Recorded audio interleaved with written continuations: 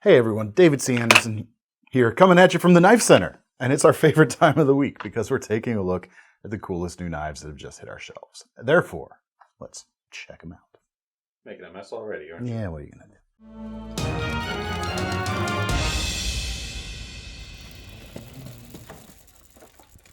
So the first knife here is pretty exciting to me. A lot of us here, actually. A lot of times when we create exclusives, it is kind of mixing and matching elements on an existing model from a company. You know, get a blade steel upgrade or a handle swap, that sort of thing. Every once in a while, we get to do something like this right here. We get the opportunity to bring you something completely new, and that's what we've got here. We've worked with Boker to create the Boker Plus Barlow Flipper, and here it is. This is based on the Barlow Prime, which is a slip joint they make in Germany. This is not a slip joint, but it is a non-locking knife, as I think I mentioned already at this point. I don't know, we've had a lot of bad takes so far, so maybe I did or maybe not. But you'll never know. Shoot, just told them.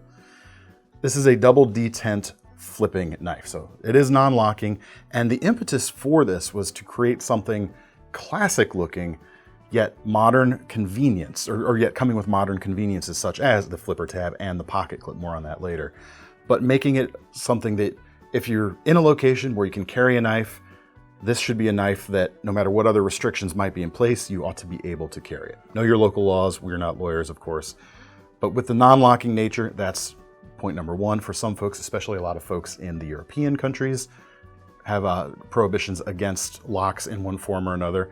We've also got a blade length that's going to work just about anywhere, 2 3/4 of an inch, and it's a versatile drop point shape with a full flat grind, so it's going to do any of your basic pocket knife stuff. Now, because we're not dealing with a lock and we're dealing with a flipper opening mechanism here, the operation of this blade is completely ambidextrous, which is very nice. To back that up, we've got a reversible pocket clip. It is tail mounted and deep carry. It's nice and substantial. It's going to hold the knife in your pocket quite well and be easy to use when you need to take it out and flip it around for carry on either side, of course, as well. Keeping things nice and simple yet classy enough looking, black G10 with a contoured profile that looks good and feels good in the hand as well. As far as the operation of this knife, everything was about bringing those modern conveniences to this non-locking shape. So you get it out of your pocket real quickly when you need to cut, and you can open it really quickly with the flipper tab as well, and then close it rather nicely as well. This one might need a little bit of oil, it sounds funny. But it still works just fine, as you can hear. Now, being a non-locking knife and being a detent joint specifically, it doesn't take a lot of pressure to start closing that blade to break through the detents, and that's where this flipper tab comes in. It's small to keep it from being, too big, and so there's not a ton of active safety. If it does kind of close on your finger, it can move, but the jimping on the inside of it here, it was designed specifically to be pressed against. It does a great job of grabbing your finger or thumb. If you're needing to use the tip of this knife to pierce anything, that's the way to hold it right here. Works exceptionally well.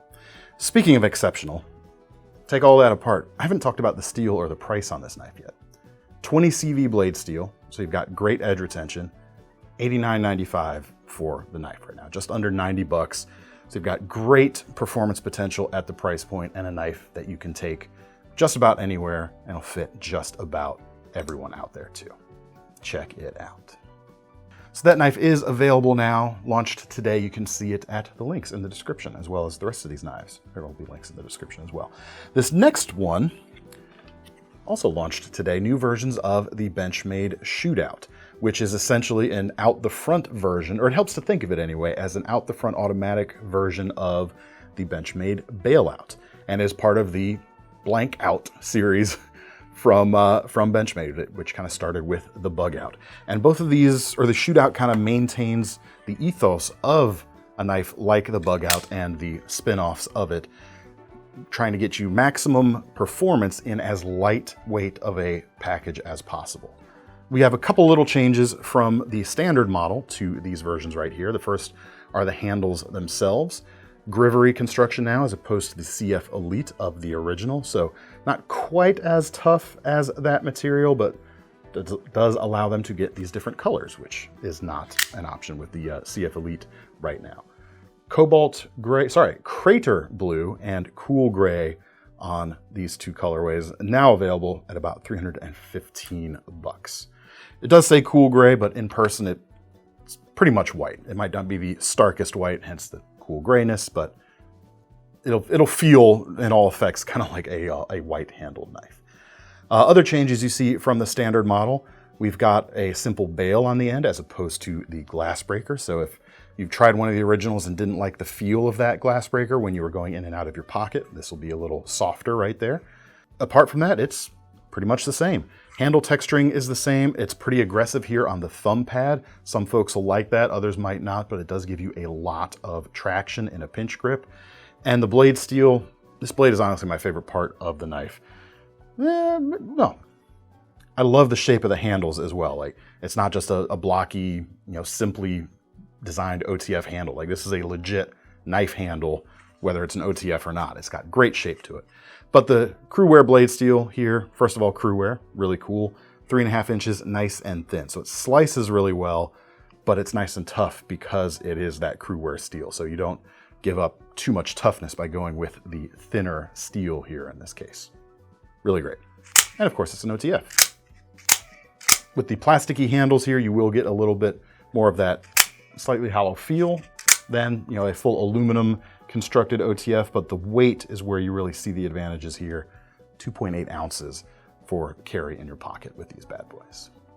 Next up, you saw the red versions of these last week, but now we have the blue gradient handled Kershaw Leek in MagnaCut blade steel, available with a stonewash blade or a black coated blade. $130 for this knife. MagnaCut is a great choice on a nice thin blade here, kind of like the Crewwear we just talked about, which you can kind of think in some ways of MagnaCut as Crewwear type performance, both in edge retention and toughness, but it's also stainless. That's a pretty cool combo right there. And on a nice tapering blade profile like the Leek that has a very fine tip, the extra toughness again comes in very handy there. So much less likely than some other steels potentially to snap that tip off. The rest of the knife is just pure classic Leek. Carries easily in the pocket. We have speed safe assisted opening. We also have a tip slider here at the end, just in case you're worried about accidentally deploying that blade in your pocket. You can choose to use that if you like. And then you've got repeatable action every time. And pretty much good enough handle for most folks if what you're looking for is a basically sized everyday carry pocket knife. And this is kind of a king of the genre for a long time. And the MagnaCut only makes it that much more cool. It's cool because it's blue. MagnaCool. Next up, we have some Vosteeds that I haven't gotten to show you yet. The first is the Valkyrie. A couple different versions of this. There is the modified sheep's foot profile here, which they call that they call sheep's foot, which is good. There's also a Sax profile, which I would probably just call it a modified Warncliffe, but they're calling it a Sax anyway. So that's where you'll find it on our website. Good value for these knives. $72, Nitro V blade steel. Got a theme of toughness going on here with the last two knives, and now this third. Nitro V is stainless, and you've got a good deal of toughness as well. Not as much edge retention as the MagnaCut or the Crewwear, but still plenty capable, I think. 3¼ inches long. This one has a black washed finish paired with green micarta handles, but there are a few different finishes available, and it does exactly what you want your button lock to do. Wrist flicks open and close just fine. You've got, more than just fine, quite honestly. You've got a conventional flipper tab, nice and subtle though. You've got a front flipper, which I just realized and just tried for the first time on camera. There you go, that works. You've also got thumb studs for opening that way too. Plenty of different options right there. Good enough length in the handle for most folks, I would say. I do have slightly larger than average hands, so your mileage may vary, but all 4 of my fingers can wrap onto the main handle section, no problem. And if I want more control, I can choke up in front of that flipper tab thanks to the nice broad finger choil right there. Good blade shape, full flat grind, almost a full flat grind with a swedge. It's gonna be a good worker and fun to use as well. Deep carry pocket clip, didn't mention that. It is inset into the handle scales itself with flush mounted screws. Great number of nice touches for the price point for sure. Next up, we have a less expensive Vosteed. This is the Mini Nightshade. The full size of this knife has been very popular. The Mini here is coming in at 59 bucks, 2.6-inch blade, Sandvik's 14C28N stainless steel, which is pretty similar to the Nitro V we just looked at. So again, a good stainless with good toughness as well. The blade shape is not one you see too often on folders nowadays. Think of like the old Lum Chinese folders. And it's definitely that kind of heritage of blade shape. Full flat grind, crown spine, which is a nice thing to see at this price. And just a broad, powerful shape with this very distinctive downward angle to the blade, which is going to really, as you're cutting through stuff, really kind of force that edge into an efficient cutting position, or a powerful cutting position, I should say, especially drawing through things. It also kind of works with the motion of your elbow here in kind of a circular motion for powerful shearing slices on the backside of the heel right here. It all makes sense in my head. Hopefully it made sense with the words coming out of my mouth through the screen into you folks, but we'll see. It's cool, man. It's always cool to see something different as well. You don't see this sort of thing too often. Speaking of something different, we have a crossbar lock on this knife, which in the grand scheme of things isn't different, but it's not something we saw on the full-size Nightshade. The action is excellent. Does exactly what you would want your crossbar lock to do. You've also got the thumb studs if you don't want to wrist flick the knife, but they've also managed to maintain the ambidextrous nature that the crossbar lock can enjoy, and that we get that through the dual thumb studs and the reversible deep carry pocket clip.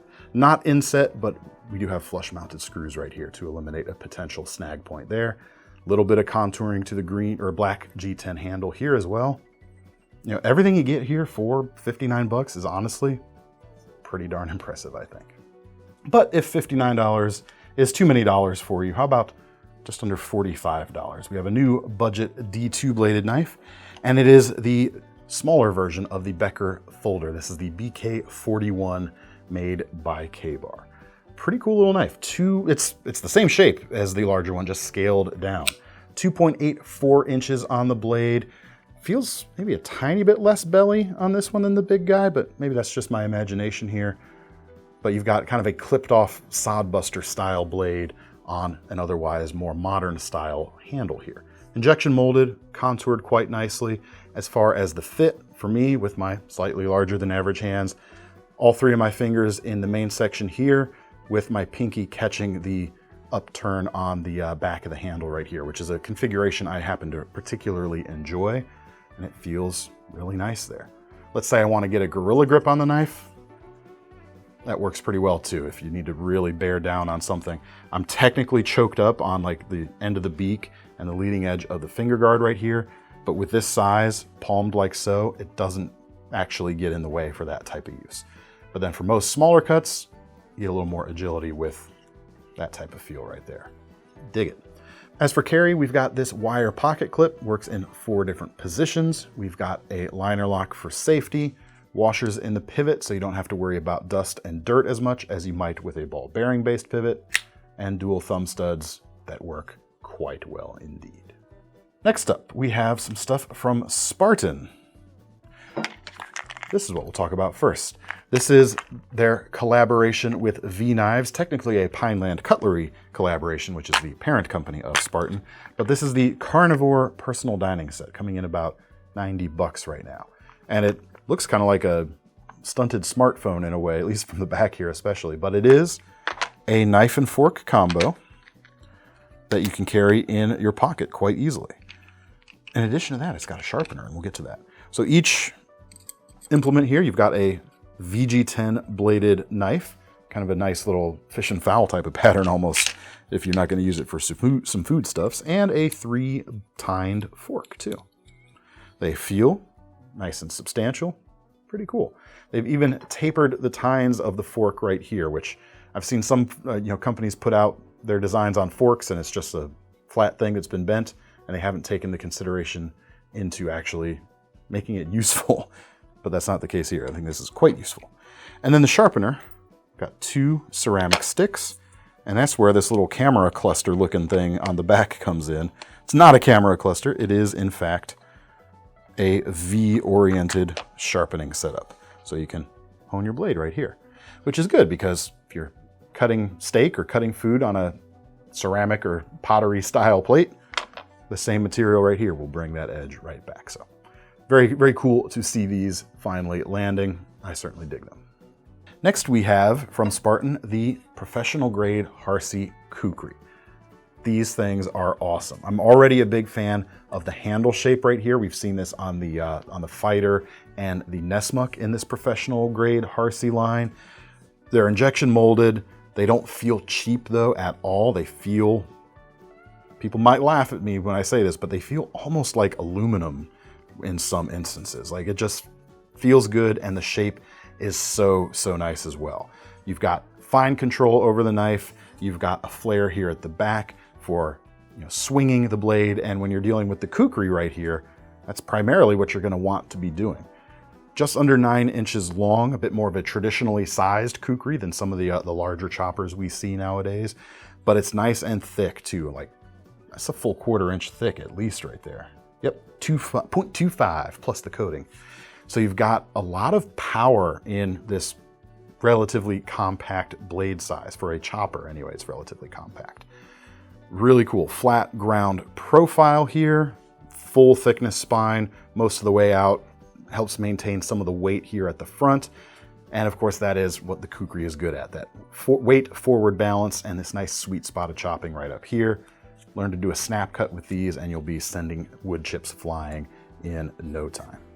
Balance as well, if you wanted to do some smaller work with it, I could see, yeah, if I were doing it, I might widen this choil out a little bit to give myself a little more finger room there, but it works not too bad if you're staying behind the finger guard regardless. So really cool, folks. 154 for this knife. It is made by K-Bar actually. We're dealing with 1095 CV carbon steel right here. And the sheaths are excellent. The sheaths are actually made in the USA as well, just like the knife. And it has this little button release right here. So it's not gonna come out of the injection molded sheath until you slide that button up, and it falls right to hand when you go to draw the knife. Your thumb sits right there, push it, doesn't get in the way at all. Next up, we've got a new brand here at the KnifeCenter. This is Bonds Creek Knives, and this is the Predator, coming in about 200 bucks for USA made knife. Not a bad value at all.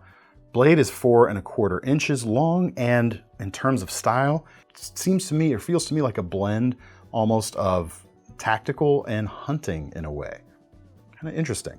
The blade itself is kept fairly thin as well. It's about 1/8 inch thick with a high flat grind, very precise tip, so you can do very acute or very accurate piercing with it. You've got enough belly for skinning and slicing, and honestly, for an everyday carry fixed blade, if you're able or into doing that, you're gonna have a pretty capable and pretty efficient blade here. It's not something I might go like bashing, batoning wood all day with it, but it could pull it off okay, but it wouldn't be the thing I've reached for first for that type of scenario. AEBL stainless steel here, which is good stuff. Again, falls in line with our toughness theme that we've seen on a lot of our stainless knives so far today. AEBL, good stuff. Very similar to the 14C28 that we talked about earlier, but not quite as stainless. But you've got a black coating here to kind of work around that in this time. The handles here are RichLite. We've got a few different handle and blade finish combos to take a look at right now. Textured spine all the way around, which is pretty neat. Adds a little bit of texture and feel without being sharp, without being a hot spot. And then with the letterboxed handle scales and protruding tang here at the back, you can use that end for some bashing if needed. Pretty sweet setup. Also comes with a JRE Industries leather sheath as well. So everything you need right out of the box. Sheath and knife made in the USA for that $200 price point with a hands-on build process. Good stuff. All right, everything we've looked at so far has been, I'd say, pretty practical. It's about to change. Ominous. RichMade knives, need I say more? Custom Fat Bastard from Blade Show, $9.95 for this knife. AEBL steel, nice and tough. We just talked about that. This is, like, their stuff just keeps getting wilder and wilder. They call this a suspension bridge cleaver shape. These things right here aren't really structural, they're just for fun, but they're like spans on a suspension style bridge. Titanium handles, nice rustic finish, another suspension element here. It is a frame lock, it has ball bearings, and I'm gonna close it two-handed just because it intimidates me a little bit to imagine doing it one-handed. Let's open it one-handed though. We do have a flipper tab. Gosh, even this is like, I gotta open it up from like the side rather than a traditional flick like this. You've also got, because of those suspension elements, the reverse flick that you can do. But you need a little bit of wrist there, or else it gets a little dicey Better as you well. than me. No, you're gonna have to do this later for B-roll. We'll see.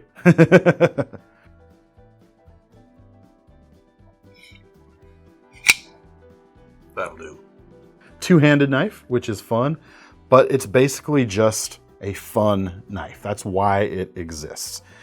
Could you carry this in your pocket, you might ask? Yeah, pocket clip may be a little on the thin side for in terms of the amount of space it gives you, but yeah, this could be carried in a pocket. We'll just leave it at that, shall we? Get a holster made. Get a holster made. We have more than just this showing up from our Blade Show exploits from RichMade. Another suspension bridge, big guy like this, a few others as well. You can check them all out at the link below. Speaking of Blade Show, this came from there as well. Now you get to see it. This is an RMJ custom Cherokee basket Tomahawk forged by Ryan Johnson. This isn't one of their typical production elements. This is in fact a custom, hand forged. Price on it is $650. And again, it's just sweet and kind of cool and limited in nature, coming from Ryan Johnson of RMJ Tactical, from his hands and his hands alone, essentially. Curly maple handles. You've got a bit of a ringed or ridged texture here at the very end, transitioning to smooth as it goes up. So if you're handling this knife, you have a tactile indicator that you're approaching the end of the handle, which is quite nice. But it also is a straight handle, so if you wanted to use this as a thrower, you could. The blade itself, 1084, nice and tough, nice and rustic looking. You've got the RMJ stamp here, some decorative work around the, what's the word here? The collar? You tell me. Axe experts will set me straight in the chat, I am sure. And then we'll hear from the Tomahawk experts. That's part of the same crowd right there. Super cool. I think we actually have two. Oh, I think the other one sold. We did have two one-off pieces here, but I think this is the last one left at the moment. So don't wait too long if you're interested. Next up, we have a front flipper. This is the Divo Nives Buzz. Several different variants of this in stock at the moment. This is the reverse tux version with the black blade and blasted titanium handles. $330, and it comes with a 3.3 inch 20 CV blade. They call it the Buzz Cliff. I'd probably call it a modified sheep's foot, but I have my opinions. this isn't even close to being a reverse Tonto, Thomas. You can't even go there. I already did. Well, keep it to yourself. The titanium handles feel good. You've got about a 4-finger grip for me. Maybe my pinky's sliding off slightly on the end, but you do have a pretty generous and gentle choil here at the front to use. You might not even be able to get away with calling that a choil, quite honestly. Maybe you could. It's kind of in between being a choil and just being the ricasso area of the blade. No matter what you call it, though, it does work. Wire pocket clip, pretty deep carry, and it is reversible, which is nice. Inset liner lock and a fairly thick liner there for a good contact patch with the blade itself. It is a front flipper. It's that kind of radiused top flipper style though, which means I should probably be able to do this without too much trouble. And that is in fact true. That is the case. Works quite nicely. I haven't tried with the thumb yet though. That works too. That is the advantage of that top style flipper, in that you're typically able to do them with both your index finger and your thumb. You can also flick it open with that blade cut out too. Yeah, it's a cool blade. You've got a hollow grind here, keeping the edge itself nice and thin, but you've got this kind of big, powerful shape backing it up for, affecting bigger push cuts and doing some fairly accurate tip work with it as well. Very cool. Check it out. Where are these made? These are made by Best Tech Knives. So there you go. Next up, we have an Italian-made knife. This is a Maserin. This is the 410 series, the 410 Silver series, even though this is not a silver handle here. This is one of the fancier versions with the black and gold fat carbon handles. That's paired up with an L-Max blade, a little over 2.5 inches long. Price on this one is about $222. I think that's about where all of them sit, regardless of handle material. There's some titanium, some carbons, even some wood options if that's your thing. Despite the small size, you've got enough girth on the handle here that it feels like a bit more of a substantial knife than its size would suggest. You've got a saber height flat grind, maybe a little higher than your mid-height saber there. Stout feeling drop point blade as well. As for the action, we're dealing with a liner lock and ball bearings in the pivot with my dreaded arch nemesis, the front flipper. Let's try it. Gotta get ready for this. Now, you see, I put myself on the spot and I get nervous.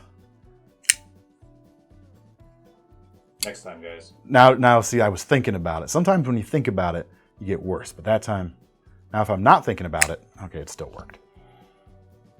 In other words, this is a good one, an easy one to operate.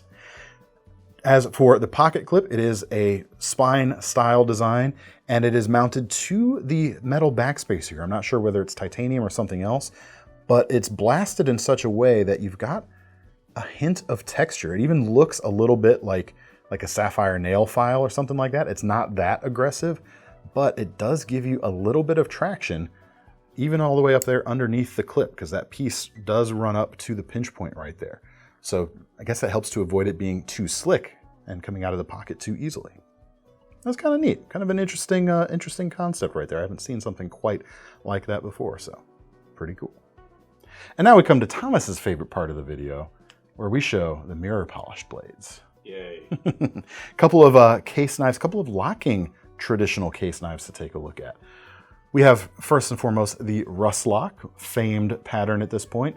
$84 for this version with the ocean blue Kirinite handle inlays. And this is one of many Kirinite ocean blue handle inlay models to have just come in stock. Blade length is about 2 5/8 of an inch. We're dealing with the True Sharp stainless steel here, which I believe is something in the 420 family of steels. High flat grind, full flat grind, full length swedge on this trailing point style blade, and an old school liner style lock, not the modern type of liner lock, which was of course invented by Michael Walker, but the old school back sprung opposite side liner lock thing going on. Works pretty well. Opening. This is the original front flipper in a way. No, fair. But opens quite easily one-handed and closes pretty easily one-handed as well, even when you're dealing with that slip joint style of back spring right here. Very, very cool. In addition to that, we've got some Persimmon orange jigged bone models, including this mini copper lock, another locking model. About $67 for this one. Blade length a little over 2.5 inches long, mid-mounted back lock, and super classy handles right there. Love that color on it, really nice looking. Definitely have a bit more of a precise feel in the hand than you would with the Rust Lock, just by way of comparison between those two. Full flat grind on this clip point style blade, long pull for opening as well. Back in the day, I did have one of these, and I tried putting a one-hand opening like quick bar on this, and it does work too. Just FYI. Very cool knives. You can check out the full selection of new handle colors right now. Keeping the orange theme going, we got a new batch of TM Hunt knives in stock, with a new knife here as well amongst the selection of several models we brought in. This is the Mini Magua. Very small, kind of 2-finger knife with the addition of the fob there makes it a 3-finger grip. If you have really small hands, you might get a 2.5, or really small hands, you might get a 3-finger grip on it, but I kind of doubt that. It's a pretty small knife handle right there. But check out the thickness there and the shape. Does do a good job of feeling pretty darn secure in the hand. This is kind of a precise small scalpel essentially. AEBL stainless steel. Again, great tough stainless options on the table today. $149.95 for this one here with the orange resin handles. Several different colors, however, to choose from right now. Really sweet little scalpel-like knife. It also comes with a leather sheath, more of a pocket style sheath, or pocket slip style sheath, I should say, because there's no belt loop or clip on this. It's designed to live in some other receptacle that you might have on you, such as a pants pocket. Very cool. But check it out. Love the handle materials that Todd tends to do. We've got some really cool looking pieces, not just this one, in our current batch. And one more tiny EDC fixed blade to consider if that TM hunt's out of your price range. Check out the Boker Gnome, a Vacna's design, $46 right now. You've got D2 steel, about 2 inches in length. I didn't mention the length on the mini Magua. That's also just under a 2-inch blade. So these two do kind of stack up similarly in terms of blade length. You got a little bit more on the Boker, but you've got more handle on the TM Hunt. As for the feel in the hand, I think adding a little lanyard fob here would definitely give you a little bit more, but it still feels fairly secure. The blade thickness is a bit thicker on this Gnome right here. Hollow grind keeps the edge itself a little bit thinner, but that thicker steel there does give a good point for pinching up on the blade. This, to me, feels like the best grip for this knife, actually choked up on the steel itself. At least that's how I feel most comfortable kind of manipulating this knife here in cyberspace, shall we say. D2 steel, so you do have good edge retention, olive wood handles, red liners for a pop of class, which is pretty nice. And it comes with a Kydex sheath, which is over here. There it is. Perfect for neck carry right out of the box. If you would like to belt carry this, a small tech lock will fit this whole pattern perfectly. All right, that's all we've got for today. Thanks for sticking around. If you want to get your hands on any of these products, check out the links in the description below. That will take you over to KnifeCenter.com. And of course, don't forget about our knife rewards program, because if you're going to buy one of these knives today, you might as well earn some free money to spend on a future one. I am David C. Anderson from the Knife Center. That's Thomas behind the camera. We're signing off. See you next time.